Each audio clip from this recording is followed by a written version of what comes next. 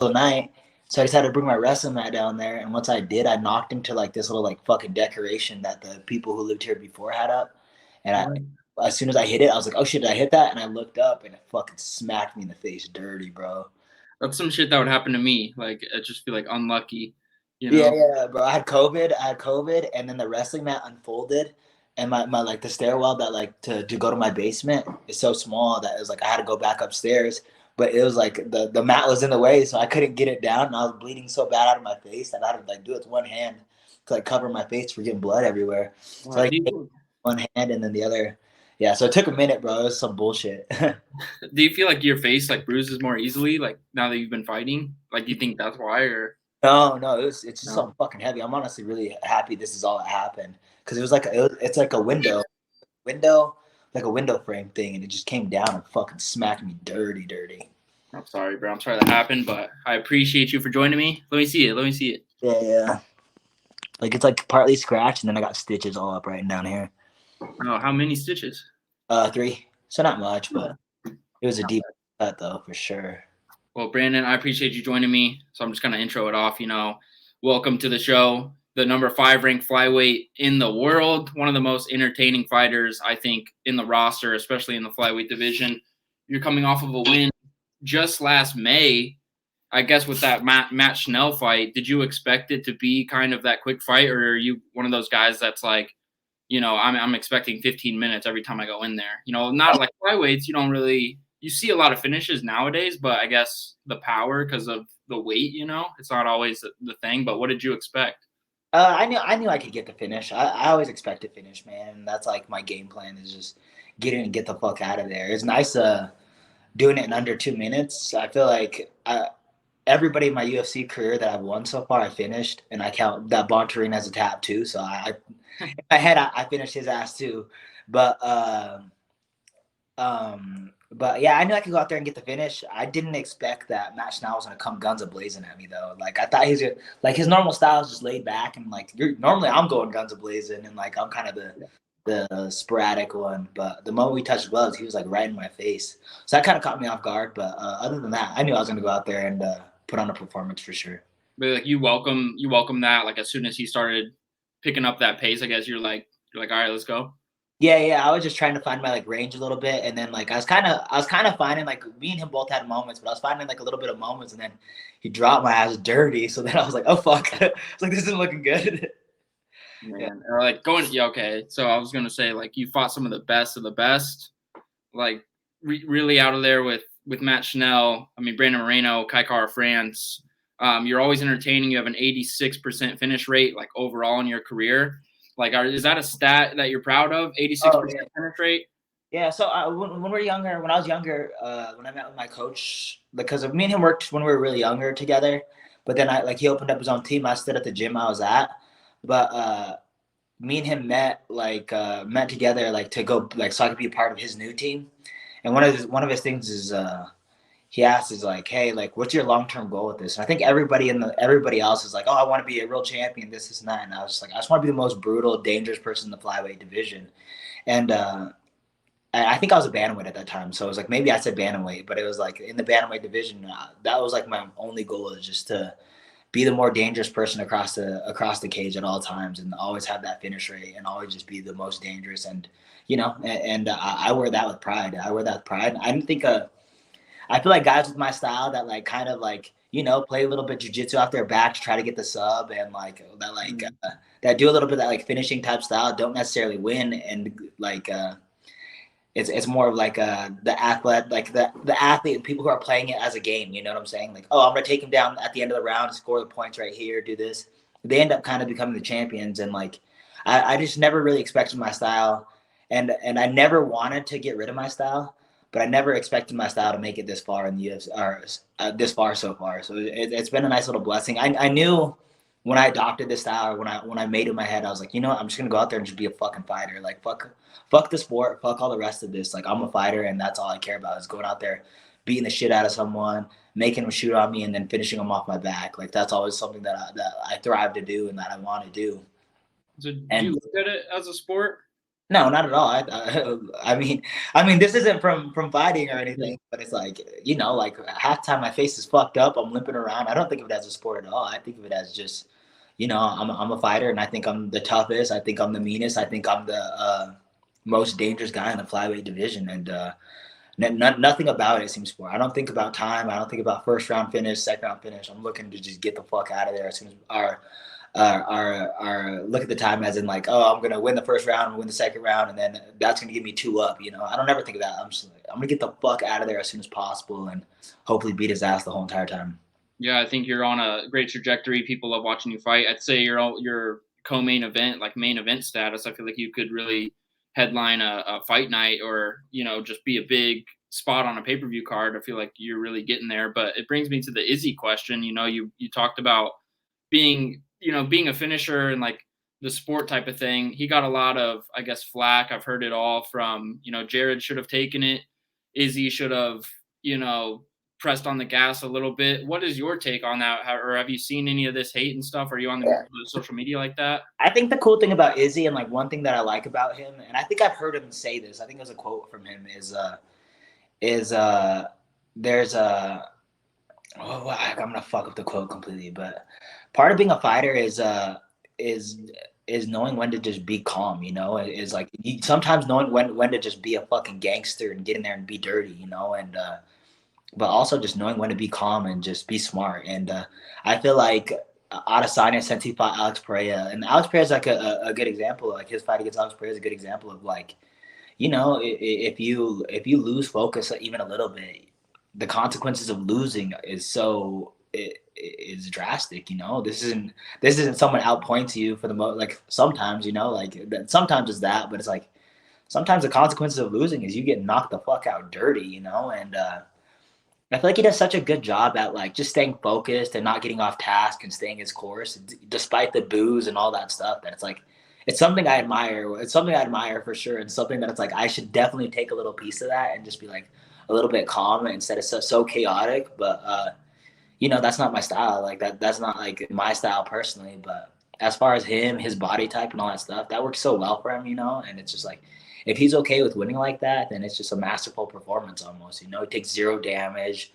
He's picking apart. Like he's not taking any real risks. But that being said, is he's not putting himself in any danger at all, and he's winning and just kind of winning in almost like coast mode, which is kind of and you see it with like Anderson Silva. Some of these guys go against like these big strikers, and they're like, you know, if I go and rush in against them, then I'm gonna get myself fucked up. So it's like they kind of don't know how to play it. You know, you can't really pick him apart because he's so good and so long and so rangy and just an intelligent striker. But you also don't want to create chaos if you don't want to be at the end of a highlight reel, possibly. You know, so Yeah, I guess I didn't think about that part. Like on Cannonier's end, you tell him to go for broke, but like that could mean he gets knocked out too. yeah, he's gonna open himself up majorly. You know, and I think in order to win a fight against Izzy, that's the way you're going to have to do it if you're not long rangey or that great of a striker, you know. And Cannonier is not nearly as good as a striker as Izzy, or Calvin Gastelum isn't as good of a striker as Izzy. Calvin Gastelum was the one that did the best too, and that's what he did. He just went balls to the wall and pushed the pace the whole entire time. Yeah, I agree with that, and like that's well said on the Izzy part. I didn't know if you were. I honestly didn't know what your answer would be, if it would be like, yeah, this guy's boring, or did what he had to do. So I admire the style too, and it's like I'm so long and rangy. Like I always think I can get away with picking people apart, and in the gym, that's how I fight too. For the most part, it's like I'm a counter striker and just stay long. But it's like when that bell goes off, I cannot stay calm. Like when that bell goes off, I'm either doing something crazy, I'm doing something, or I'm fucking uncomfortable, you know. And that's just a genuine truth. Is like I'm not uncomfortable with the empty spaces in fighting. Sometimes it's like there's a lot of empty spaces in fighting that you can make empty spaces, and it's like I don't like that, you know.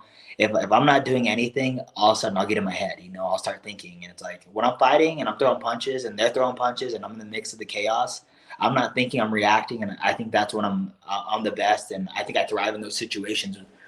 But it's like I can't get comfortable like just being calm like Izzy is, where he's just like, all right, I'm just gonna wait for him to throw something or just chill, you know. Is it hard for you to kind of like simulate the fight while you're training, because you're like the adrenaline is maybe not there? I wouldn't say it's that hard. Sometimes it's like, I don't know. I can't tune in the outside. I can't tone out the outside noises. Sometimes, like sometimes I can hear the outside noises, and I'm like, what the fuck are they yelling over here or whatever it is. And sometimes I have a hard time with that. But for the most part, it's like I'm so used to just fighting, and it's like something I've been doing for so long that it's like it's really not nothing crazy. I think always like the craziest thing for me is like almost how much I blow it out of proportion. I'm like, dang, this is a big moment. This is this, and then next you know, it's just like this is literally the same shit I do in the gym every day, you know, and it's like it's really nothing different. So I So kind of overthink. just not overthinking it. Yeah, I like that. That brings me to Brandon Moreno, Kai Kara France, number 2. You've shared the cage with both of them.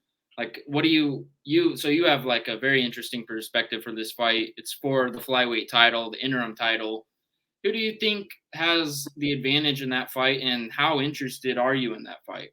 Oh, I'm super interested in the fight. My management team told me not to take a fight up until this card plays out and just see how like everything in the flyweight division unfolds and see where I fit in and all this stuff. So, I mean, I've been waiting for this fight for way too long, honestly. As soon as that match now fight, I was like, all right, well, let's see what happens with this fight. And like, that was just kind of my orders in my direction that I was given. But how do I see it playing out is, I don't know. I kind of see it going to decision, honestly. But if there's a finish, if there's a finish in there, I can see it going either way. I can see Kai Kara France maybe knocking out Brandon Moreno in the first or second, and then if it goes like a little bit later finish, I could picture Moreno just taking him down and doing work there. But it's like I don't know. I feel like it could go either way right now, and I would definitely give like if I was a betting person, I'd bet for Moreno because he's a more well-rounded fighter, you know. Yeah, I He haven't seen the odds. yeah, he uses kicks a lot more. He uses knees. He uses everything. Where Kai Kara France is just kind of like an overhand. That's all his like only tool is, you know. And it's like you could take that utensil away pretty easily. And actually, I thought he did a really good job there first fight taking it away. Is Brandon Moreno when they fought, he would throw that switch kick a lot. So it's like when you throw that switch kick on a righty versus righty, it keeps Kai Kara France's right hand home at all times, you know. And eventually you're gonna lay into a bunch of kicks where it's gonna be harder for him to lay that power down in those later rounds and stuff. So it's like I thought he had a really good game plan. As he throw a combo and at the end of it he'd throw a switch kick, you know, and it has to keep Kai Kara France's hand home, or at least he's gonna have to respect it a little bit, you know. Yeah, do you think that they've gotten a lot better, since you guys shared the cage, or how much do you think like all three of you have improved? I mean, I think I don't know, bro. Like you see their same styles as forever. You know, Brandon Moreno's been everywhere. You know, he's been with a bunch of different camps and with a bunch of different coaches and all that stuff. So he's been around, and he does the same kind of fights, chin in the air, like this. He has a lot of the same bad habits, you know, and I think working with James Krause, he's gonna get a lot of good stuff done. And I think that Glory team's amazing. You know, that's one of the teams I have the most respect for in this whole entire. Out of everybody, you know, that's probably the only other team that I actually cheer for. But yeah, and just like I think his grappling is probably gotten a lot like that cage wrestling that they do at Glory MMA, man, is amazing. So I'm sure he has like some weapons and stuff that he added to his game, but as far as like some of his habits and like you see him fall back to it in that Figgy fight, and you see him fall back to it, and you see him fall back to it in that Kai Kara France fight. It's like Kai Kara France was catching with the overhands left and right and all that stuff. So it's like I don't really know if they can get that much. Like I don't know if they really did better, you know. And as far as Kai Kara France goes, it's like hopefully he's gotten a lot better because like I just like his skill set to me isn't that advanced. You know, it's not world class. He's not like a like I don't think he's a masterful boxer. I don't think he's a masterful striker. I don't think he has good kicks. I don't think he's that good, but I think he has a bomb. He has a bomb on him, you know. And don't sleep on that, you know, because it's caught pretty much everybody. You know, it caught Brandon Royal. He caught me with the overhand. He caught Cody Garbrandt, which I don't know if that means anything, but he's caught a lot of people. You know, he's caught Bontrain. Bontrain was whooping his ass, and then at the very end, he set up a body shot and then threw that overhand over top, and Hail Mary won that shit. So it's like I don't know. There's a lot of uh, uh, I think there's a lot of growth that could come out of Kai Kara France compared to Brandon Moreno, who has a lot more skill set and is more advanced everywhere. You know. Yeah, and you mentioned James Krause. That's my hometown. It's one of my favorite fighters. You guys have that Iridium connection, so that's cool to see you have that like respect and admiration for Glory MMA. Like you guys are sister gyms, you and Factory X. I've heard that term thrown around. Yeah. We James Krause used to train with us. James Krause did all of his fighting camps out of that. I think Mark Montoya has been in pretty much most of his like fights. So it's like, and James Krause is someone that like is a huge inspiration to me. You know, is like when I was younger, he's one of the few UFC fighters that was in our gym working out and all that stuff. So it's like I can see all the sophisticated stuff that he's done and all that stuff. So it's like if he has any fighter that's not like directly fighting me specifically, I guess, or any of our guys, is like I'm going for him. You know, I want all the success in the world for James Krause in that gym. You know, so I have like just nothing but love and respect for that. You know. That's him. I think, yeah, he showed you some love on, I think, one of his podcast episodes and said, like, you're just fucking entertaining. So, Yeah. It goes both ways, which is cool to see. So, like, Brandon, I just got some quick hits for you. He's cornered me a couple times, too, by the way. Really? Was that? He has cornered me against Casey Kenny, and then he cornered me for this Charles Energy Johnson. He's fighting that mocap kid. He cornered me for that fight, too. So, yeah, he's been in my corner a couple times. That's awesome. Like, yeah, he was my corner for the Contender Series, too. And then I got called up to the UFC, and then I fought Tim Elliott, and they were like really good friends. So he couldn't be up in the corner for that. So it was like he would have been in my corner for that fight if it wasn't Tim Elliott that I was fighting. That's crazy. I didn't know that. Yeah. It's weird. What do you think of Muhammad Mokaev? I don't really have much of an opinion on him, honestly. Just he beat Cody Durden. I don't really find that impressive at all. I didn't know if I thought Cody Durden should even be in the UFC, if you want me to be real honest. Like, I never was impressed by any of his stuff, and any of the opponents that he beat coming up, I was never really impressed by any of them either, you know? Yeah, you fought Charles Johnson, and he's making his UFC debut, maybe an overdue one. He's a really good fighter. Do you think people are kind of sleeping on him a little bit with this young Mokaev? I think this is kind of a way to see how good this kid is. I think Charles Johnson's so seasoned, you know, and I've been watching like his last few fights in the LFA. I feel like he's a little bit of a slow starter, and he kind of picks it up towards the end and finds his rhythm and stuff. So it's kind of interesting to see what happens in a 3-round fight compared to the 5-round fights that he's been going these last few ones. But yeah, I'm interested. I'm interested to see one, like how that Mokaev guy looks against him, because I know Charles is actually good, and I know Charles should have been in the UFC, and I know Charles is better than a lot of these guys that I fought in the UFC, you know. So it's like I don't know. It'd be interesting to see that matchup. And that kid seems super confident. And I think he's like 21 years old. So he's no doubt the future of the flyweight division one of these days. You know what I'm saying? So I have a lot of confidence that kid's going to deliver one day for sure. But it's interesting to see where he's at now. And it'd be interesting to see. Yeah, I really can't wait for that fight.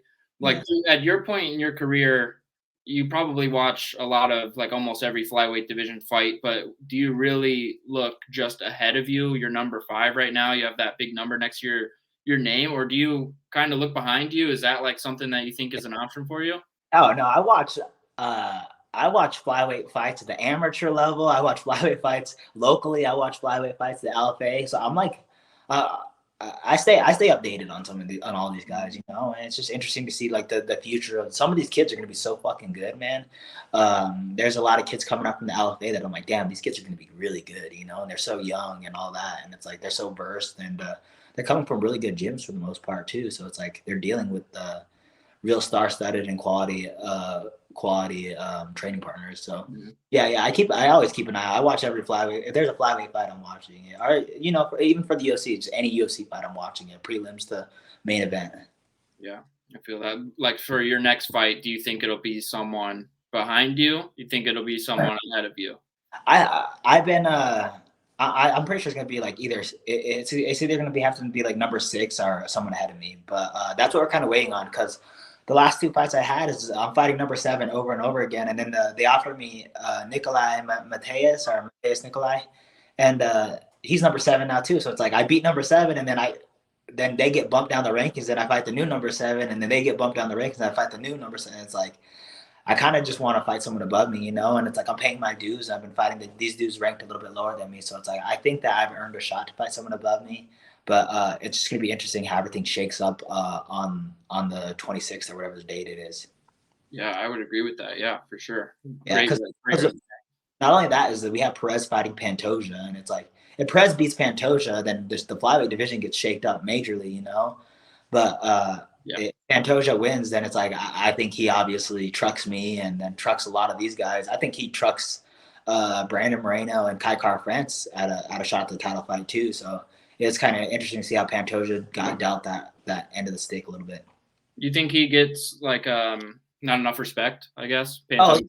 for sure. I think Pantoja is one of the tougher guys in the division for sure. And like you know that too because he has a win over me, Kai Kara France, Brandon Moreno.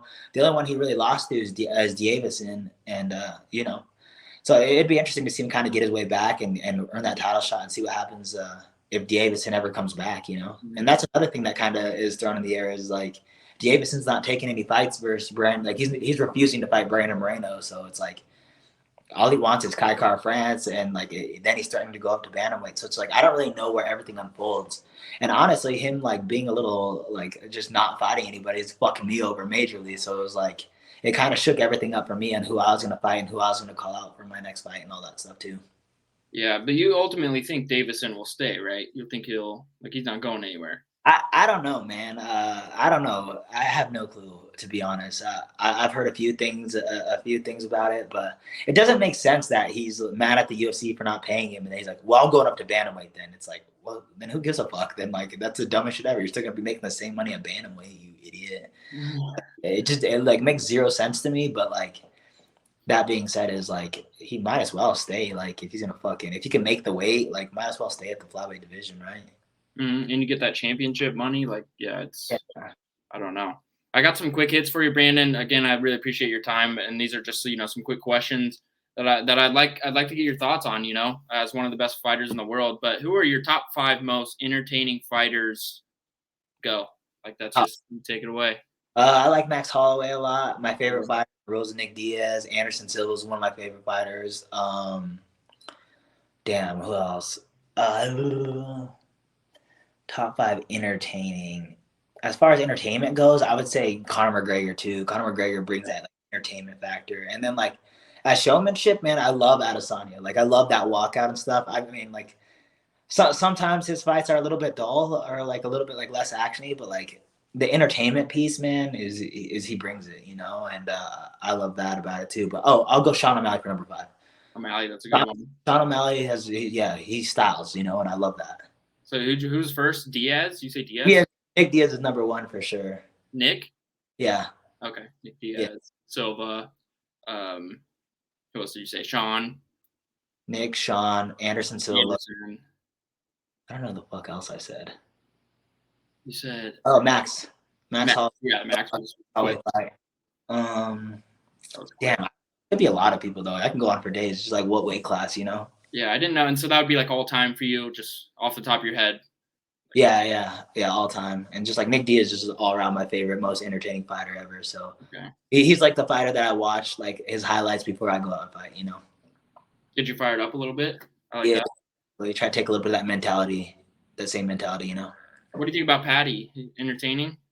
He's entertaining. Yeah, he's entertaining. He has fun fights. It's kind of cool to watch him get dropped and then find a way to go, find a finish. I don't think that it's gonna last that long, maybe, or maybe it doesn't like last that long. But as of now, it's nothing but pure entertainment. He has some exciting fights, some crazy fights, and so far, I feel like as far as the entertainment level, he's delivered. On the current list, would you put yourself there? Current fighters? Yeah. I would put myself somewhere in the mix. I don't know about the top 5 of like the most entertaining people, but like, I still have. I'm still pretty young in my UFC career. I've only had like 4 or 5, or like maybe 5 fights or something like that. So it's like, but I feel like every single one besides the Bontarine one, I've delivered some high entertainment, and I went out there balls to the wall and risked it all and all that stuff. Maybe I could be more exciting like before the fight and after the fight and all that stuff, and like maybe try to like style on people and maybe a little bit more cocky or something like that. Add that a little bit to my value, but as of now, the fighting entertainment piece I have, it's like, but like as far as like Anderson Silva, he could fight, but then he was walking out with a cool ass walkout. He'd do something cool at weigh-ins, and then in the middle of the fight, he'd be like doing some crazy shit over here, So it's like all around entertainment. I don't think I have that yet, and I need to work on it for sure. Okay, maybe find your swag, I guess. Yeah, just to be more marketable too, for sure. No, I think you're doing great, like obviously. But who needs to? I guess we'll go to your team at Factory X. Who needs to shower a little bit more? Who's kind of stinky in there? Shower? Oh, I don't know. I feel like my nose is so fucked up that like I can't. So maybe it could be me now I think about Oh it. no. No, I'm really good. I'm really good about that. I brush my teeth, like right before practice. I put on deodorant. Like I have like a shower bag that like just before practice I hit my teeth every like right before practice, especially for grappling. And I have deodorant, so I always know I smell good. But Good teammate.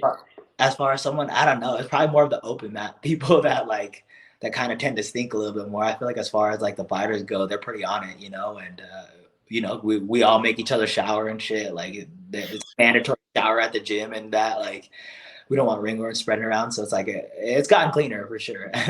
Okay, that's good. Good answer. Safe answer. Yeah. Where's the coolest place that you've ever fought before? I thought Fight Island was really cool. Fight Island was super cool just because it's a unique experience. I've never traveled that far, and it was weird. It was weird, and I thought it was a climate that that benefited me because we fought in like the middle of the night, and it was like I just quit a job where like I was working overnight shifts and doing all this crazy shit. So it was just a little different, and it was just like a different little bit of culture that I can kind of experience out there. But I really enjoyed Phoenix last time because it was my first time fighting in front of a crowd and like seeing the fans at the arena and all that shit. So that was like a really cool experience that like I'll cherish forever. Is just being around the fans and like when I walk into the hotel, people have pictures of me and just like, can you sign this? Can you do this? Can you do this? And I'm like, hell yeah, man, this is the coolest moment of my life. Of course I'll do that. Yeah, it's crazy. Like I kind of see you as like you're not a veteran, but you're like a young veteran. But it's crazy how not too long ago it was that you're in LFA and you're the LFA champion. Like Yeah, it's gone very quickly, your rise, I would say. But yeah. what's the coolest thing about being in the UFC?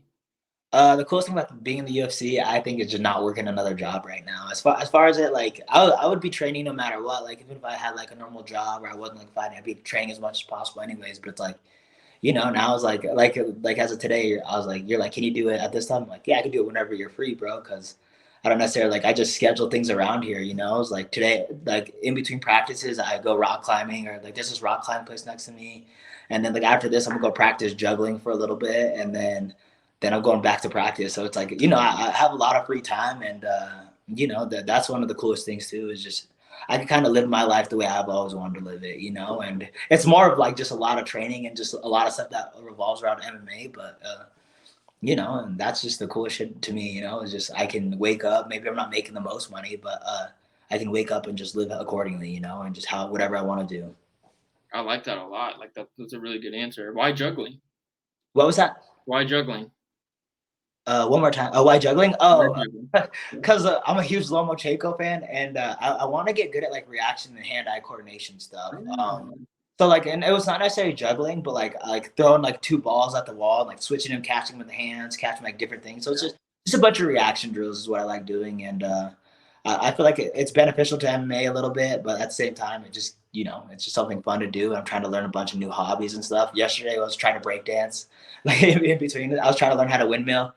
So it's not really going as well as I thought I was going to learn it in a day. I was like, this is going to be killer. So it's been taking me like the last like 3 days to kind of learn how to do a windmill and all these little stances and stuff. But I can acquire these dumb little talents and like little things that maybe will help me in fighting. But I'm just learning and living and doing exactly what the fuck I want to do. I live like a teenager. You know what I'm saying? yeah, you're gathering new skills, like new layers to yourself as a human, not just Yeah. fighting. That's smart. That's cool. And then I gotta ask you about this weekend.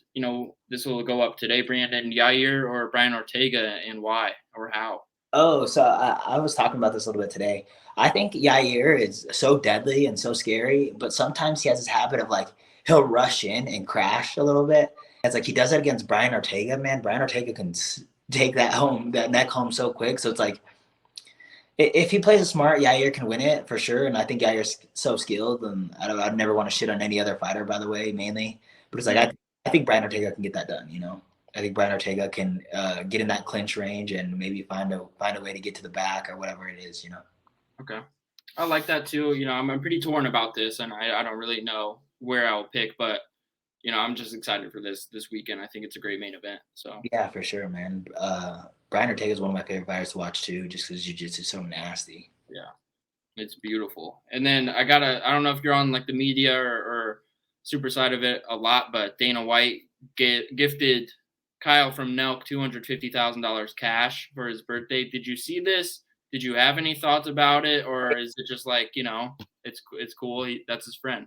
Yeah. I mean, I think the Nelk boys probably do a lot for the UFC and a lot to grow the brand and all that stuff. So it's like, I'm not necessarily like ever want to shit on what they've done and all that. But that being said, is as a fighter's perspective, like you can definitely see why that like a lot of fighters feel like that's disrespectful, and it's like I feel like maybe that's not the moment to capture on camera.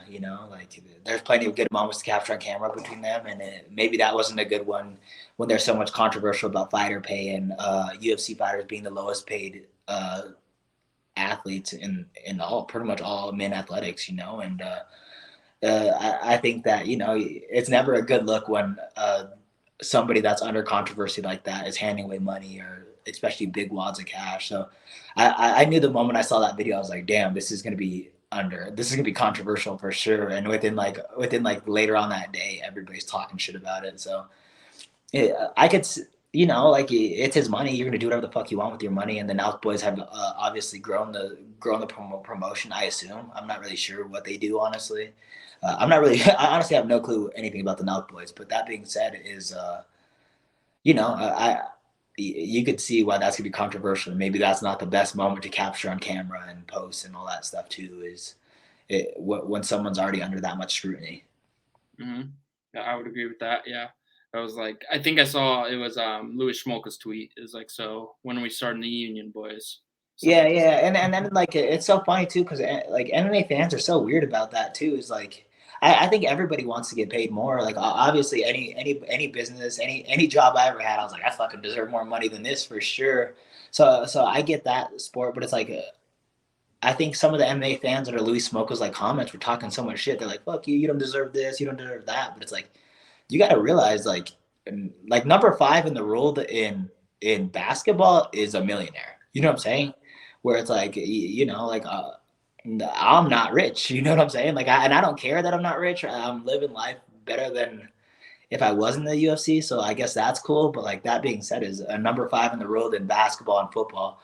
Uh, not even number 5 in the world. Let's go. Football Like a player. rookie. Yeah. Let's go. A football player that's on the practice squad. They're making 500,000. You know what I'm saying? Which is way more than anybody in the top 20. So it's just like a weird situation, right? Mm-hmm. It's definitely interesting. I think it's just going to keep getting talked about, which I think is cool too. And Yeah, and I think as far as fighters, like the more it's up in the spotlight, I think maybe one day it'll get better for us. But like I don't really know. mm-hmm. It seems like, I mean, I'm 25. It just seems like it hasn't changed a lot, but I think I've been paying more attention to it a lot more the past couple of years, and that's why it sticks out to me a little bit more, I think. So Yeah, exactly. I think yeah, exactly. So you're at Factory X, like I mentioned before. You guys, I think you have the end of the year party. You all dress up in some cowboy outfits and stuff. Who's Yeah. the best chef at Factory X? Who's making the best food? Is it Mark or is it someone else? Oh, you know what? I think Yusuf's a really good cook. Yusuf does a really good job at cooking and stuff. Like I think Yusuf's one of the better cooks in our gym. I haven't seen anybody else like what they do like in the kitchen too much, but Yusuf's probably the top chef in our gym. The Moroccan Devil. He's got like the Traeger deal, right, or something like that. Yeah. No, I need to get that Traeger deal too, man. I was seeing that. Yeah, he has that Traeger deal. He has a bunch of little things going on. But that being said, is he's a great cook. I see he's like super into it too. When he was younger and like he was kind of looking for a job, that was one of his things that he was doing, is meal prepping for fighters and stuff. And he kind of made that a little bit of his own talent. That's really cool. And he's only 25 too. I'm excited for his career to keep Yeah, going. that kid is probably the most talented kid I've ever worked with. Like I ever got to train with, work with, and I can't wait for him to just show the world like what he's really capable of. I feel like in some of his outings, like you haven't really seen the true potential of that kid. But like I'm in the room with him on a daily basis. I've seen him go against world champions, and when he was super young, and him doing great against them. So it's like I know what that kid's capable of, and you'll see nothing but like his confidence is going up, his maturity levels going up, all that, and it's like you're gonna see some amazing things out of that kid in the next year or so.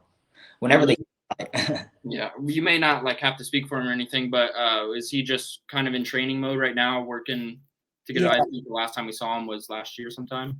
Yeah, he's just been looking for a fight. He's in the 35 division now. He's a 135er. Mhm. So he's in like a weird situation where like he can't take any short notice fights.